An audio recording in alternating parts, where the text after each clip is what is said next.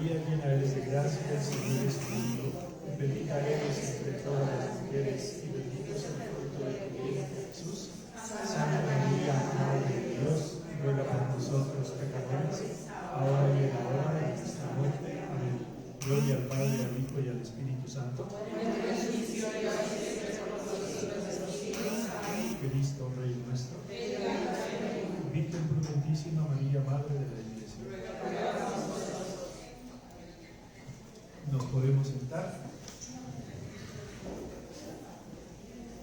Como introducción y antes de escuchar el texto evangélico que les voy a comentar este texto y otro, les recuerdo que dentro de nuestro tema general de Cristo de San Lucas hemos estado viendo hace tiempo ya las relaciones de Jesús con los demás. Y en estas relaciones hemos visto sus relaciones con María, con Juan Bautista, con los apóstoles, con los discípulos, y estábamos viendo su relación con los pecadores. Nos falta el círculo de hoy para completar este tema,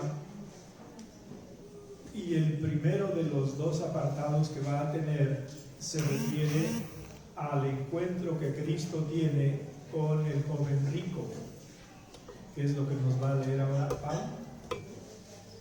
Y después vamos a ver también el encuentro de Cristo nuestro Señor con Zaqueo. Escuchamos entonces el primero de estos dos pasajes que se encuentra, por si quieren seguirlo, en Lucas 18, 27.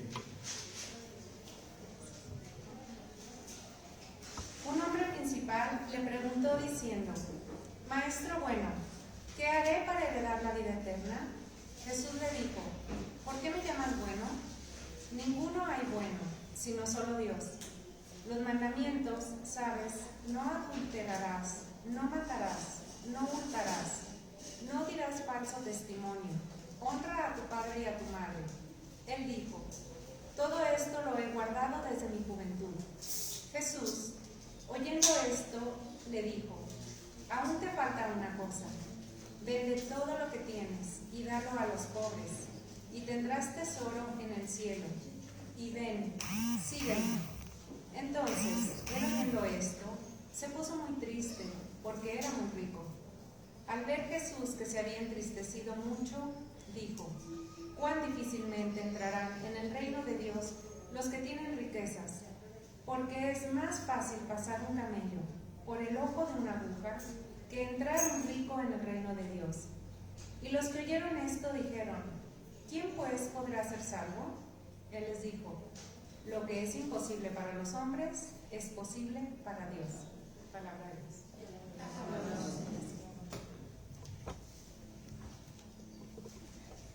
Vamos entonces a analizar a los dos personajes principales.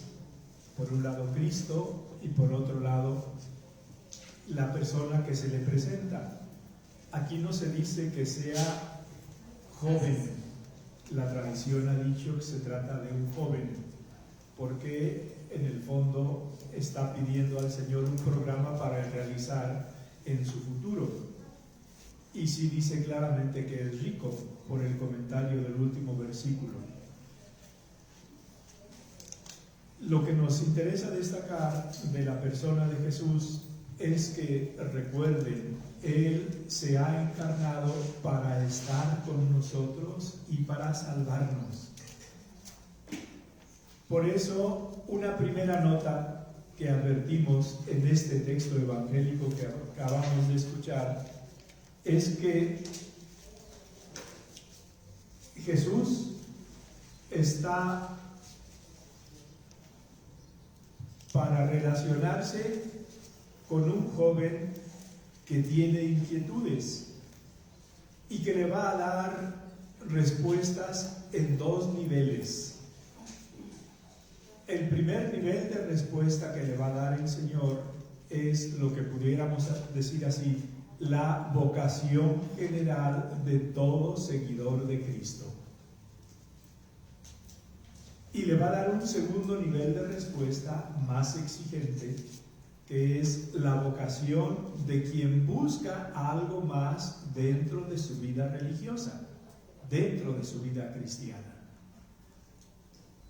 Aquí se puede hablar, por un lado, de todo creyente en Cristo, y somos nosotros, como lo vamos a ir viendo, y se puede hablar en un segundo momento de personas que están percibiendo en su corazón que Dios les pide algo más.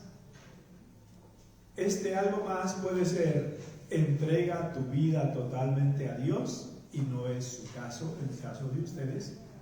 Pudo haberlo sido de este joven, al final no fue así. O esas inspiraciones del Espíritu Santo que podemos ir advirtiendo en nuestro corazón para dar pasos de mayor generosidad, de mayor delicadeza, de mayor fidelidad a lo que Dios nuestro Señor nos puede ir pidiendo. Vamos entonces a analizar a este Cristo nuestro Señor en estas dos respuestas que da al joven. La primera respuesta que da tiene que ver con un ideal común de santidad. Y esa respuesta necesariamente pasa por recordarle algunas de las palabras del Decálogo. Recuerden que el Decálogo son los 10 mandamientos, y recuerden que ese Decálogo quedó escrito en 2 tablas de piedra que el Señor entregó en el monte Horeb a Moisés como la parte divina de la alianza. Si el pueblo de Israel cumplía esas 10 palabras, el Señor se comprometía a estar con ellos siempre, a protegerlos y a hacerlos prosperar. En definitiva, la alianza era eso.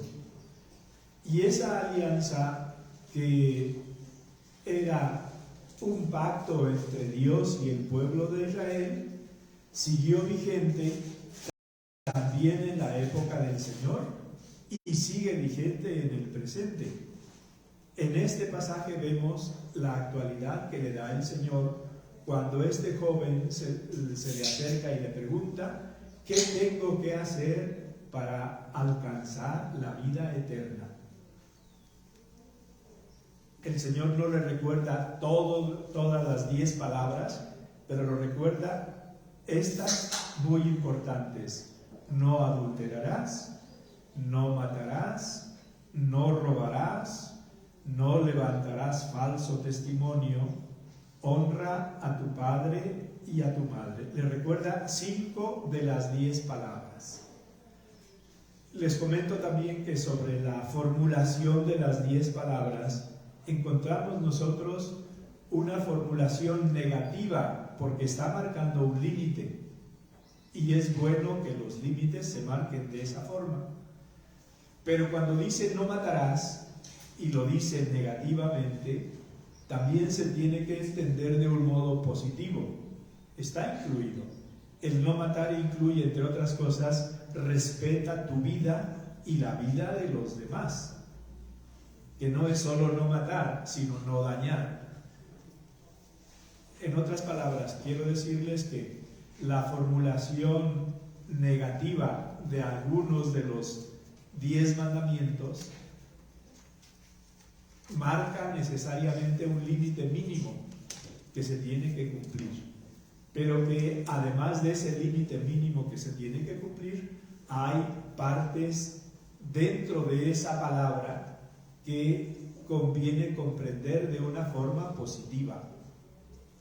Cuando dice no adulterarás, es un límite, dijéramos, el más serio y el más gordo, pero dentro está la vivencia de la castidad en el propio estado de vida. Entonces, que esto nos quede primero claro.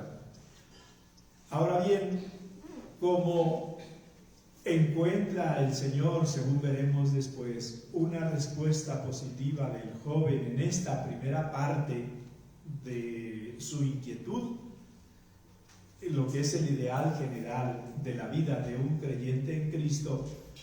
El Señor, al escuchar del joven: todo esto lo he guardado desde mi juventud, el Señor le dice entonces: si quieres llegar hasta el final, es decir, si quieres ser perfecto, y recuerden, perfecto significa totalmente hecho.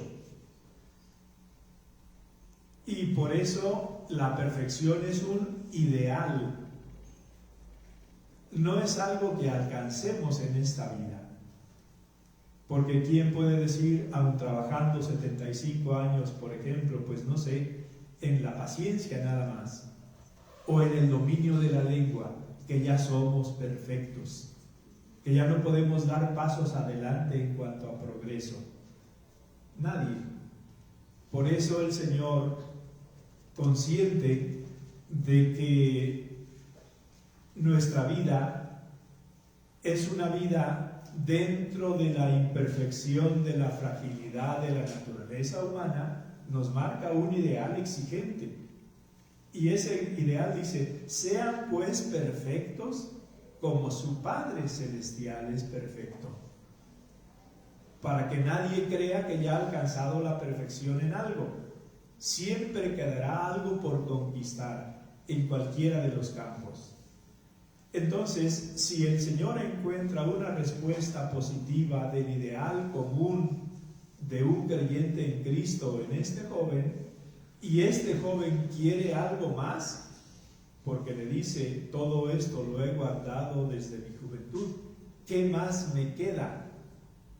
En ese algo más, el Señor va a ir más a fondo, y vean lo que le va a ir diciendo, porque cada una de las palabras que el Señor le propone aquí son palabras muy importantes que han servido para que distintos hombres y mujeres a lo largo de la historia dejaran de ser, con perdón de la palabra, uno más entre el pueblo o entre el montón, y se hayan convertido en santos.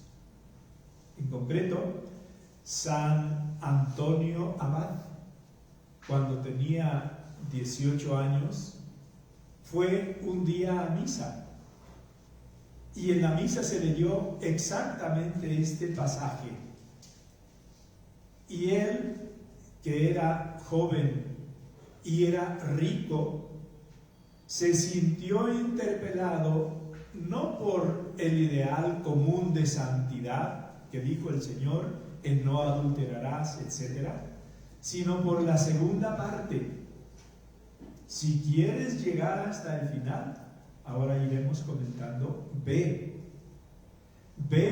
todo lo que tienes, da el dinero a los pobres y tendrás un tesoro en el cielo, y luego ven y sígueme. Lo entendió a la letra, y porque lo entendió a la letra, tenemos nosotros la vida religiosa en Oriente que fundó San Antonio Abad. Tenía él una hermana menor, y de todo lo que vendió, que eran todas sus posesiones, guardó una parte para dedicarla a la educación de ella, que encargó a algunas personas responsables.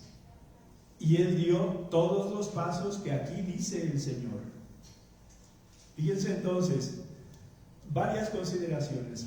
Primero, el Señor apela a la libertad de la persona y a la generosidad de la persona. Si quieres llegar hasta el final, si quieres, no le pone la pistola al pecho para que lo haga a nadie, en ningún momento de su vida y en ningún campo de la posible generosidad de cada uno de nosotros.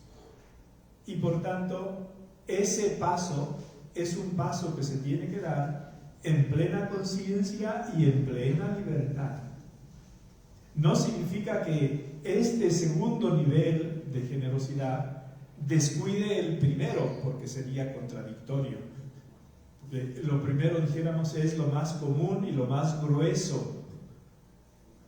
El segundo nivel es un nivel personal de una generosidad particular, que el Señor puede pedir a algunos y pone en el corazón de algunos. Piensen cómo ha puesto este tipo de ideal y de servicio en todos los religiosos y en todos los sacerdotes y en todos los consagrados y en todas las consagradas. También ellos escucharon una vez, también nosotros escuchamos una vez: si quieres llegar hasta el final. Y por eso la vocación y la formación, por ejemplo, de un sacerdote no es de 2 fines de semana, no es de 2 años, es de toda una época en la que el sí de la persona y la libertad de la persona se va haciendo más maduro con el paso del tiempo. Y solo si al final de su formación, o cuando él o ella lo vean con claridad, ven que sí que es el camino, siguen por ese camino. Y si en algún momento de ese camino ven que no es ese el camino, con toda tranquilidad pueden decir: hasta aquí sí, y de aquí en adelante voy por otro camino, porque el Señor no dice tienes que llegar tú hasta el final, sino si quieres llegar hasta el final. Entonces, este joven escucha cuáles son los pasos de quien quiera llegar hasta el final. Y eso es tomar en serio la propia condición actual. En el caso de San Antonio Abad, les decía, era un joven y era rico.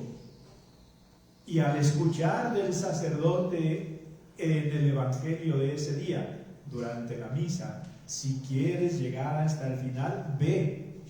Salió de la iglesia y fue. Ve. Vende todo lo que tienes. Fue y vendió todo lo que tenía.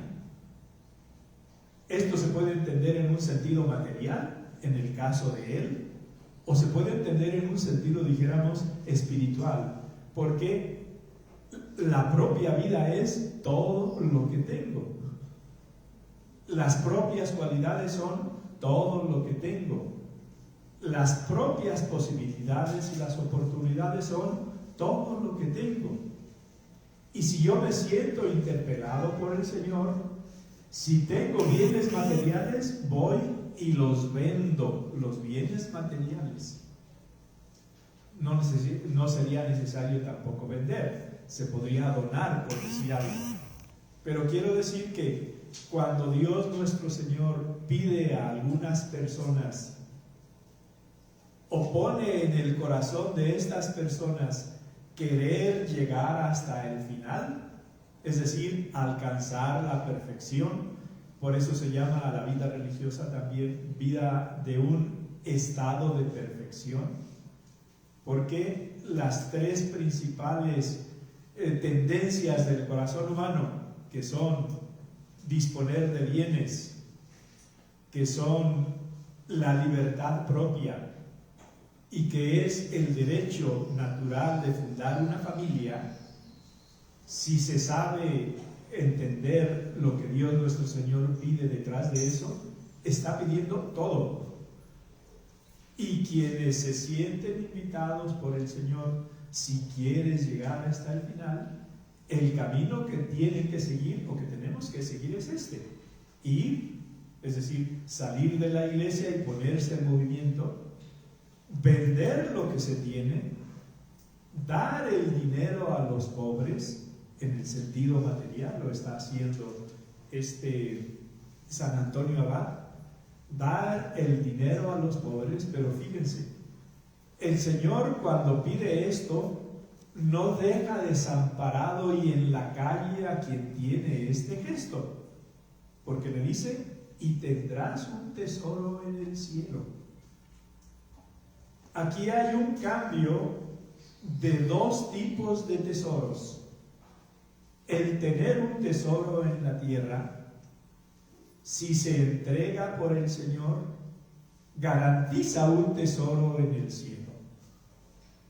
Y vean cómo gana quien da el tesoro de la tierra, porque no se va a quedar en blanco, no se va a quedar abandonado por Dios, descuidado por Dios, sino que Dios nuestro Señor le garantiza un tesoro en el cielo. En otro pasaje dice, donde no hay polilla que corroa, ni ladrón que robe. Porque cuántas inquietudes crean las riquezas humanas en los corazones de los hombres y de las familias, y cuántas rencillas y cuántos problemas. Piensen, por ejemplo, no sé, en los temas de las herencias.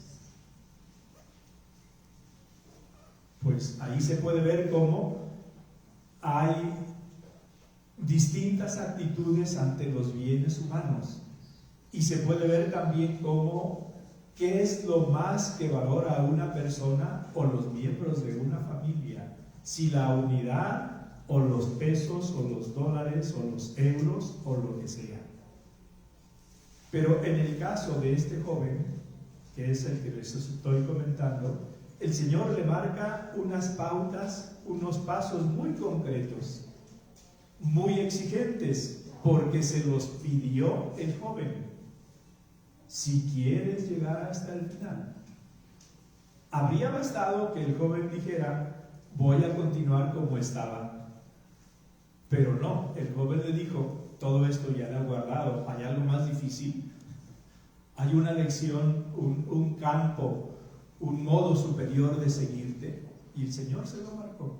Si quieres llegar hasta el final, ven de lo que tienes, da el dinero a los pobres y tendrás un tesoro en el cielo. Se cambian las riquezas materiales por riquezas espirituales. Y díganme si no es en ese sentido el mejor negocio. Tendrás un tesoro en el cielo, pero no lo deja en el aire. Dado que él quería ir hasta el final, es decir, el nivel supremo de la perfección es Cristo mismo. Y por eso al final le dice, y luego ven y sígueme. Primero le dice, ve, despréndete de todo, da el dinero a los pobres. Y cuando estés libre de todo eso, no tendrás impedimento para dar los dos últimos pasos. Ven y sígueme. Has distribuido, te has liberado, no tienes impedimentos que te obstaculicen el siguiente paso. Es entonces cuando vas a entender qué sentido tiene radicalmente, ven y sígueme. Y ese ven es, conviértete en un discípulo mío. Podríamos haber tenido, bueno, lo digo mejor después, este aspecto. Ven y sígueme. Ahora bien, si nos hemos fijado en el Señor, vamos a fijarnos también en el joven, más detenidamente también para que lo advirtamos y lo valoremos. Lo primero que hay que decir del joven es que es un joven sincero y que tiene una inquietud por lo definitivo, porque por eso se acerca al Señor. Sabemos que el Espíritu Santo trabaja en cada corazón. Trabajó en el corazón de este joven antes de su encuentro con Jesús. Seguramente o había escuchado otras veces al Señor, o le habían dicho que andaba por ahí un maestro, y él se acercó porque quería resolver un problema que tenía en su interior. Ahí se ve la sinceridad de alguien que busca resolver dudas, oscuridades, problemas, preguntas a las que no está preparado para responder. pero sabía que Jesús era un maestro y se acercó al maestro. Y más aún le dice, maestro bueno. En otra de las versiones el Señor le pregunta, ¿y por qué me llamas bueno? Solo hay uno solo que es bueno y ese es el Señor. Pero este joven se ve que es sincero. Pero en segundo lugar, tiene preguntas muy valiosas y muy importantes porque tiene una inquietud por lo definitivo. ¿Qué haré para alcanzar la vida eterna? Eso es lo definitivo. No es el triunfo en este mundo, no es el influjo en este mundo, no es el poder en este mundo, no son las riquezas en este mundo, porque todo lo que es de este mundo acaba en este mundo. Y las inquietudes del corazón humano van mucho más allá que lo que son las riquezas materiales de este mundo. Y por eso su inquietud fundamental es, ¿qué haré para alcanzar la vida eterna? Y esa es la pregunta que ha ocasionado los cambios más importantes en hombres y mujeres a lo largo de la historia. Es la que hizo que Íñigo de Loyola se convirtiera en San Ignacio de Loyola. Es la que hizo que Madre Teresa se convirtiera en Santa Teresa de Calcuta. Es la que transformó a Francisco Javier en San Francisco Javier. Y es la pregunta radical que se hace en los ejercicios espirituales al inicio de los mismos. ¿Qué quiero hacer yo con mi vida? ¿Qué ha pensado Dios para mí en la vida? ¿Quién soy yo? ¿De dónde vengo? ¿A dónde quiero llegar? Y hay que dejarse iluminar por lo que nos dice el Evangelio. El Evangelio nos dice muy claramente, y es una pregunta radical que también tenemos que hacernos, ¿de qué le sirve al hombre ganar todo el mundo si pierde su alma? Y esa es la pregunta con la que San Ignacio de Loyola, cuando empezó la fundación de la Compañía de Jesús, entre compañeros en la Universidad de París, les hacía a los que fueron los primeros jesuitas, después santos, entre ellos sobre todo San Francisco Javier.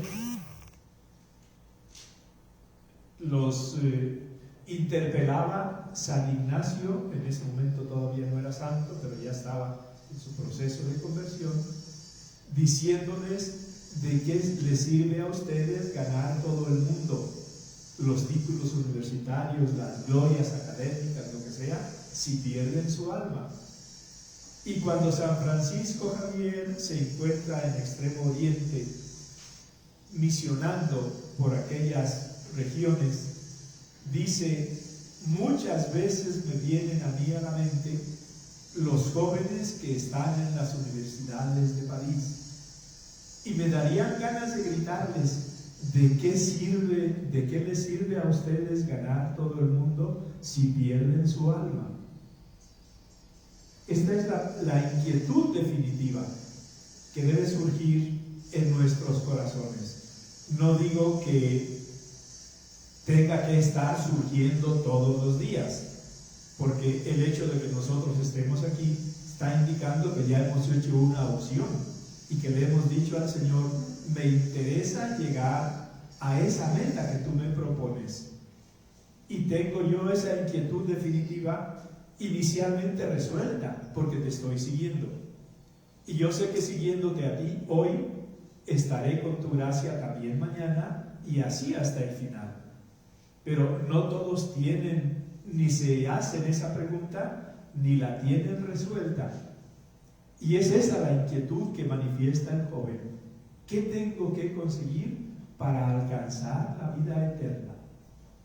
No para ser más rico, no para ser más influyente, no para atraer a más personas, para alcanzar la vida eterna. Vemos Vemos después en este joven que tiene una buena hoja de servicio, porque le dice al Señor, cuando Jesús le dice, no adulterarás, etcétera, le dice él, todo esto lo he guardado ya. No todos tenemos una buena hoja de servicio, pero el Señor, si en alguna ocasión nos propone un ideal más alto, no nos lo propone por la buena hoja de servicio que tengamos, nos lo propone porque nos ama, y nos ama a todos, independientemente de la hoja de servicio que tengamos, inmaculada o muy manchada. Lo importante es que nosotros escuchemos la invitación que el Señor nos hace. En el siguiente lugar, este joven, después de decirle que todo lo ha guardado hasta el final, añade, ¿qué es lo que me falta? Yo creo que aquí este joven espera algo distinto, algo especial. ¿Qué es lo que me falta? No son los mandamientos que están en el decálogo, es algo distinto de los mandamientos, pero al mismo tiempo espera algo que él pueda controlar y que lo tranquilice. Tiene una inquietud, pero quiere el dominio sobre su propia vida y quiere, dijéramos, el dominio sobre sus bienes. Y por eso, de alguna manera, aunque tiene una buena disposición consultando al Señor, tiene sus reservas, porque está dispuesto a darle al Señor todo lo que quede bajo su concepción mental y bajo sus ideas y bajo sus ideales, y hay que decirlo más claramente, si respeta sus apegos. Y esto es lo que ocurre después, por lo que nosotros vemos también aquí. Porque cuando el Señor le dice todo lo que le pide, si quieres llegar hasta el final, el texto nos dice que el joven se entristeció oyendo lo que el Señor le decía y se marchó porque tenía muchas posesiones. Si realmente su actitud hubiera sido de disponibilidad total, no se habría entristecido de lo que Cristo le pedía, se habría alegrado, porque habría valorado lo que significaba la riqueza del cielo comparada con la riqueza de la tierra. No tenía experiencia de la riqueza del cielo, solo tenía experiencia de la riqueza de la tierra. Y era la riqueza de la tierra la que le daba seguridad y la que le permitía el control. Y lo que el Señor le pedía era justamente eso. Dios sabe qué pedirnos a cada uno de nosotros en cada etapa de nuestra vida. Y no es imposible que se lo vayamos dando, porque Él, que es todopoderoso y que es sabiduría y que es amor y que es providencia, estaría contra sí mismo si nos estuviera pidiendo cosas imposibles. Lo que nos va pidiendo es posible. Lo dejo esto aquí. ¿Tienen alguna pregunta, algún comentario? Porque apenas les he comentado el primer texto, nos falta Zaqueo. ¿Algún lamento, alguna objeción? ¿No? Bueno, continuamos entonces. No leemos el texto porque lo conocemos suficientemente. Vamos a ver nuevamente, primero a la persona de Cristo y luego a Zaqueo. De la persona de Cristo destaco algunos elementos. El primero es que Cristo busca al hombre en su propio ambiente. Quienes han estado en Tierra Santa y quienes no, pues es una invitación. Les recuerdo que Dios mediante, en febrero del año próximo tendremos una peregrinación a Tierra Santa organizada desde Escuela de la Fe de aquí, pero también desde la sección. Quien quiera sumarse, bienvenido será. Y entre paréntesis les comento que si todo funciona según las previsiones, en julio de este año podré estar dirigiendo una peregrinación por las rutas de San Pablo. Va a ser Grecia y Turquía, no Tierra Santa. Grecia y Turquía. Del 3 de julio al 21 de julio, con L de Luis,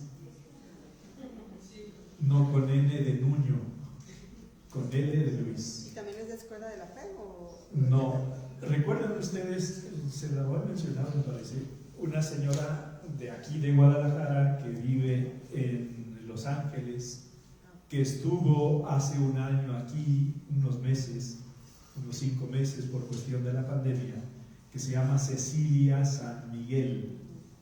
Ella se dedica en Los Ángeles a promover peregrinaciones. Y esta es una de las peregrinaciones que ella promueve. ¿Sí? Entonces, ruta de San Pablo, 3 de julio a 21 de julio. Grecia y Turquía de este año. Sí, o sea, ya falta muy poco, 3 meses. Un poquito más. Entonces les decía, quien conoce Tierra Santa entiende qué significa que Jesús busca al hombre en su ambiente. Uno de los lugares cercanos a Jerusalén, puesto también por Jesús como una de las ciudades mencionadas en la parábola del buen samaritano. Recuerdan ustedes que decía: un hombre bajaba de Jerusalén a Jericó. ¿Qué es Jericó? Jericó es una ciudad actualmente en territorio palestino. Está a unos 30-35 kilómetros de Jerusalén. Pertenece de alguna forma al centro del país. Entre Judea y Galilea está Samaria, más o menos en esa zona. Y es una ciudad que desde el punto de vista histórico, es una de las ciudades más antiguas de las que hay restos arqueológicos, porque hay restos arqueológicos en esa ciudad del 9º milenio antes de Cristo. No es el centro de la actual ciudad, pero al lado de la actual ciudad hay restos arqueológicos de esa antigüedad. El Señor que bajó a buscar a las ovejas perdidas, pasando por Jericó, sabía en su mente divina que iba a tener una cita importante con uno de los habitantes de la Jericó de entonces. Y ese habitante se llamaba Zaqueo. Y por eso el Señor va a buscar a Zaqueo. Es verdad que hace otras cosas porque está predicando, está recorriendo el país, pero él sabe que tiene una cita con este personaje. Va a buscar, por tanto, a Zaqueo. En segundo lugar, el Señor advierte el esfuerzo de Zaqueo por verlo. Recuerdan que el texto evangélico dice que era bajito de estatura, a lo mejor unos 50 o qué sé yo, unos 55, unos 60, pero en general los habitantes de aquella zona son altos y delgados. Entonces uno de 1,60 puede hacer poco cuando hay aglomeración en una calle y está pasando alguien. Normalmente no lo va a ver. El Señor advierte el esfuerzo que hace por verlo. Se podrían hacer muchas consideraciones, pero una sencilla. Dios advierte nuestro esfuerzo personal por verlo, por acercarnos a Él. Y cuanto más nos pueda costar en algún momento, más lo valora. Porque si valora bienes materiales que pueden dar las personas, mucho más bienes espirituales y actitudes de esfuerzo por acercarnos a Dios nuestro Señor. Esto se lo digo para que cuando tengamos una oración de 20 minutos completamente distraídos, no para que nos gocemos de las distracciones, sino para que advirtamos que si a pesar de las distracciones seguimos intentando orar, Dios valora ese esfuerzo. Y probablemente nos da más gracias por ese esfuerzo de 20 minutos luchando contra tentaciones que las que pudiéramos recibir en un éxtasis de 20 minutos que fuera completamente regalo de Él. Porque en el regalo de Él, ¿qué parte estamos poniendo nosotros? Como no sea recibir. Dios valora el esfuerzo de las personas por acercarse a Él. Pero en el siguiente lugar, el Señor conoce a Zaqueo por su nombre. Desde luego es Dios, entonces no necesita que le digamos cómo se llama cada uno de nosotros. Pero el hecho de que nos conozca por nuestro nombre significa que nos ha creado y no se ha desentendido de nosotros en ningún momento, y que está atento a todo lo que nos pueda ocurrir, y que en cualquier momento nos puede interpelar individualmente,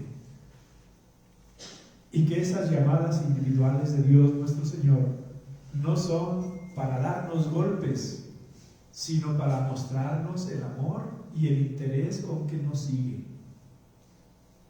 Zaqueo le dice a este hombre. Después también, y como lo quisiéramos, se autoinvita a casa de Zaqueo. En otros casos no vemos esta actitud del Señor. Espera a que lo inviten. Y en otras, bueno, como cuando lo invita, por ejemplo, el fariseo, Simón el fariseo, que ya comenté en otro momento.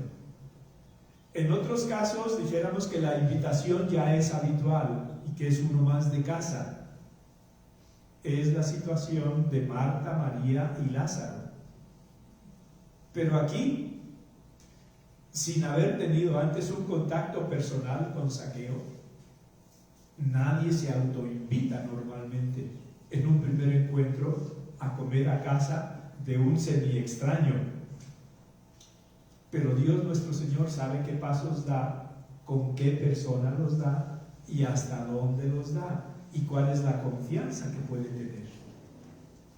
Por eso el Señor se autoinvita a casa de Zaqueo. Pero también hay que añadir que cuando ya está en casa de Zaqueo, Jesús no va a reprochar conductas pasadas, malas, deficientes. Viene a salvar.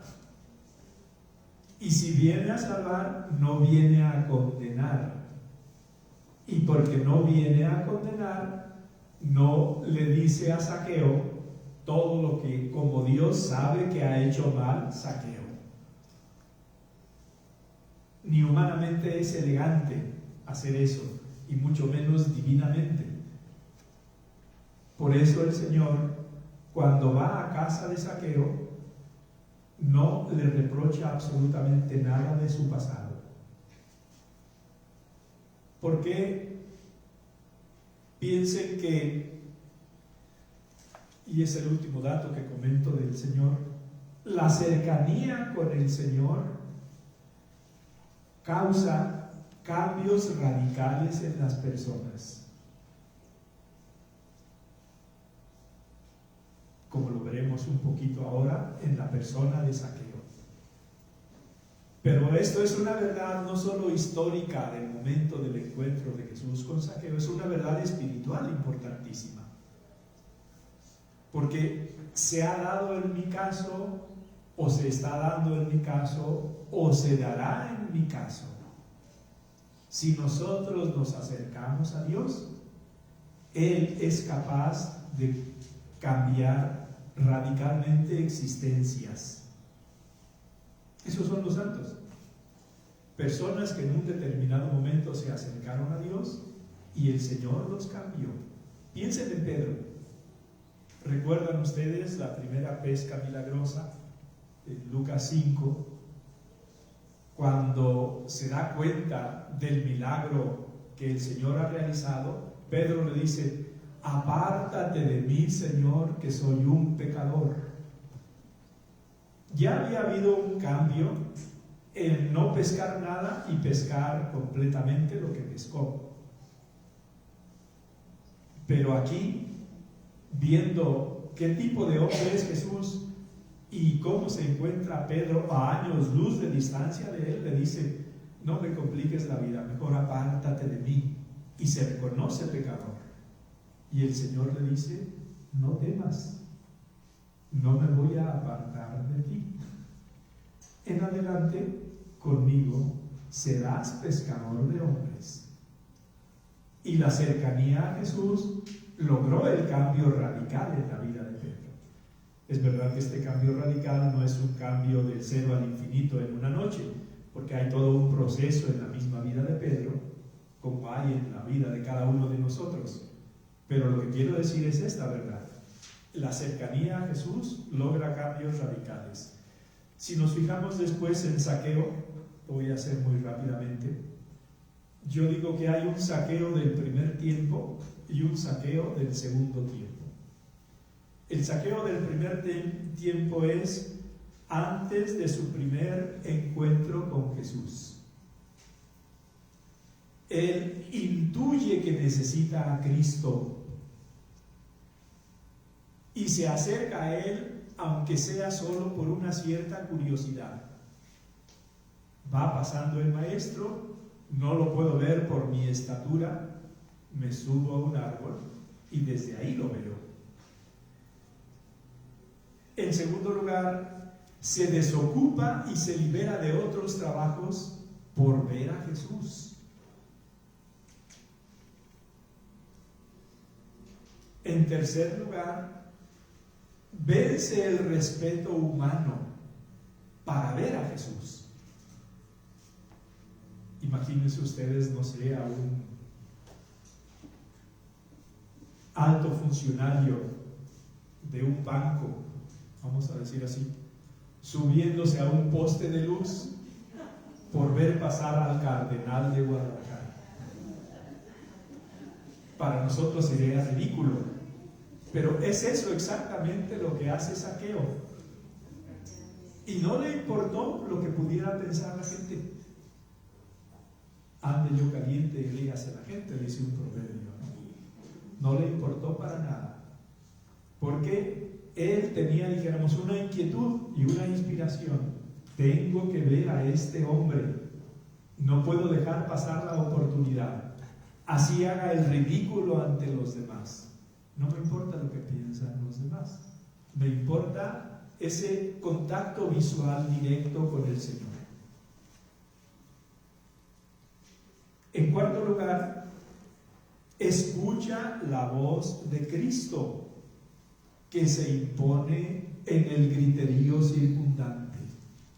Va el maestro por ahí, va hablando, pero toda la gente pues no es que esté sentadita tan atenta como ustedes ahora. En una ciudad pequeña, en unas calles más bien estrechas, hay mucho lío y mucha algarabía. Pues Zaqueo escucha la voz de Jesús que se impone. Se siente interpelado personalmente. Jesús pronunció su nombre. Y hay que dejarnos también nosotros sentir, dejarnos interpelar por el nombre de Jesús. Hay que ver después que baja rápidamente y recibe con presteza a Jesús en su casa. Podría haberle dicho: oye, vamos a conocernos un poquito mejor antes, ¿no? Mejor vámonos a un café aquí en la esquina. O no es, pues también allá es café. O a una chicha o a lo que llamen ellos, como lo llamen. Pero no.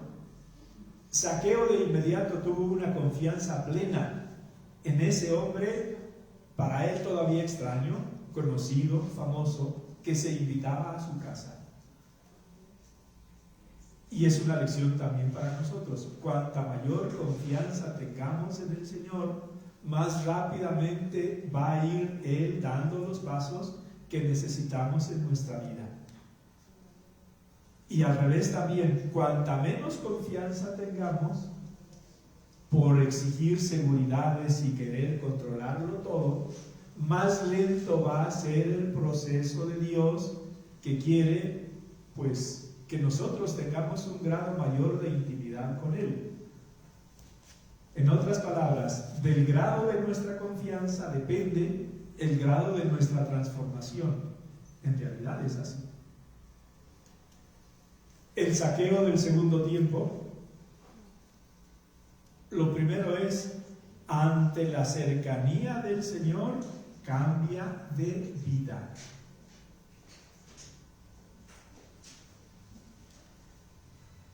Lo cual significa que la cercanía a Jesús ilumina nuestra conciencia. La cercanía a Jesús nos hace corregir errores. La cercanía a Jesús nos hace valorar más lo esencial. Y lo esencial no son los bienes materiales que he conseguido, sino la justicia o injusticia con que los he conseguido. Por eso, dice Zaqueo,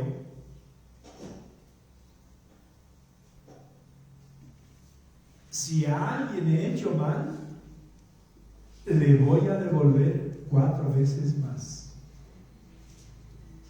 Por tanto, tiene conciencia de que ha hecho mal a algunos, pero es muy generoso, porque la iglesia nos pide que, por decir algo, si yo me robé 1,000 pesos en una tienda, tengo que reponer 1,000 pesos. Pero él es consciente y dice, no, yo a este le robé 1,000 pesos, voy a darle 4,000. Y además, voy a dar la mitad de todos mis bienes a los pobres.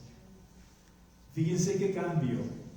Y el cambio viene por la cercanía de Jesús y por el respeto de Jesús, que no está reprochando conductas pasadas ni trampas que seguramente ha hecho Zaqueo.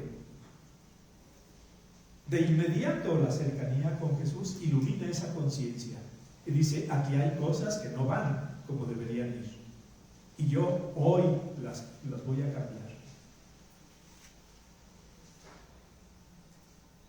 Y por eso hay que ver cómo este hombre acoge la salvación que Jesús viene a traerle a su casa. Y mientras nosotros vivamos, siempre tenemos la posibilidad de acoger a Jesús en nuestra casa y de corregir todo lo que tengamos que corregir. Por tanto, quiero transmitirles esta visión esperanzada y positiva de un Jesús que nos llama, de un Jesús que nos busca, de un Jesús que nos respeta, de un Jesús que no saca nuestros trapitos para exhibirlos al sol en público, de un Jesús que quiere solo nuestro bien. Me he pasado ya 3 minutos, pero en descargo mío digo que empezamos 10 minutos tarde. Y que quede entre nosotros, por favor. Te damos gracias, Señor, por todos tus beneficios, a ti que vives y reinas por los siglos de los siglos. Cristo, Rey nuestro. Virgen prudentísima, María, Madre de la Iglesia.